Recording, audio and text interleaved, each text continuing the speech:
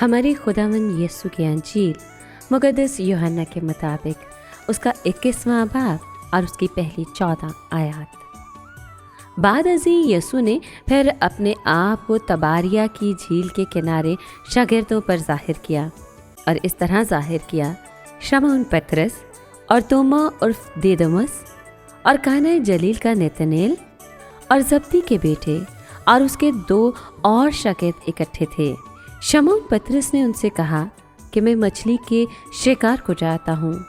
उन्होंने उससे कहा, हम भी तेरे साथ चलते हैं। बस वो निकलकर कश्ती पर चढ़े, मगर उस रात कुछ ना पकड़ा। और जब सुबह हुई तो यीशु किनारे पर आ खड़ा हुआ, लेकिन शागिर्दों ने ना पहचाना कि ये यीशु है। तब यीशु ने उनसे कहा, ऐ नौजवानों, क्या तुम्हारे पास कुछ खाने को है? उन्होंने उसे जवाब दिया कि नहीं। उसने उनसे कहा, कश्ती की दाहिनी तरफ जाल डालो तो तुम पाओगे। बस उन्होंने डाला और मछलियों की कसरत के सबब से खींच ना सके। तब उस शागिर्द ने, जिसे यीशु प्यार करता था, पतरस से कहा कि ये तो खुदावंद है। पर शमौन पतरस ने ये सुनकर कि खुदावंद है, चोगा कमर से बांधा और झील में कूद पड़ा। और बाकी शागिर्द मछलियों का जाल खींचते हुए कश्ती पर आए, क्योंकि वो किनारे से कुछ दूर ना थे, बल्कि तकरीबन 200 हाथ का फासला था। बस जो ही किनारे पर उतरे तो उन्होंने कोयलों की आग और उस पर मछली रखी हुई थी और रोटी भी। यीशु ने उनसे कहा, उन मछलियों में से लाओ जो तुमने अभी पकड़ी हैं। शमौन पतरस ने चढ़कर जाल किनारे पर खींचा।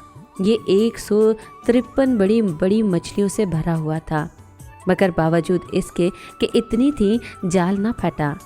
यीशु ने उनसे कहा, आओ नाश्ता कर लो। शागिर्दों में से किसी को जुर्रत ना हुई कि उससे पूछे कि तू कौन है, क्योंकि वो जानते थे कि खुदावंद ही है। यीशु आया और रोटी लेकर उनको दी। इसी तरह मछली भी।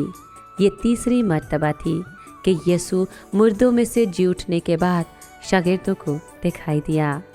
पाक कलाम के पढ़े और सुने जाने पर खुदावंद की बरकत हो। खुदा का शुक्र हो। अजीज़ दोस्तों, ईद पाश का वो त्यौहार है जिसमें हम ना सिर्फ मुतजस्सद कलमे के जी उठने को याद करते हैं, बल्कि ये ईद हमें मौका देती है कि हम भी उस मुतजस्सद कलमे के साथ जी उठें।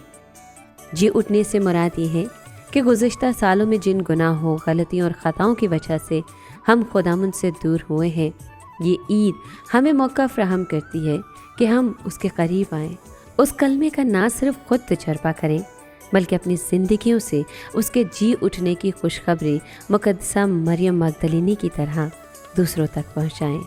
और जब यीशु किसी भी रूप में हमें मिले तो उसके शागिर्दों की तरह उसे पहचान सकें। आमीन।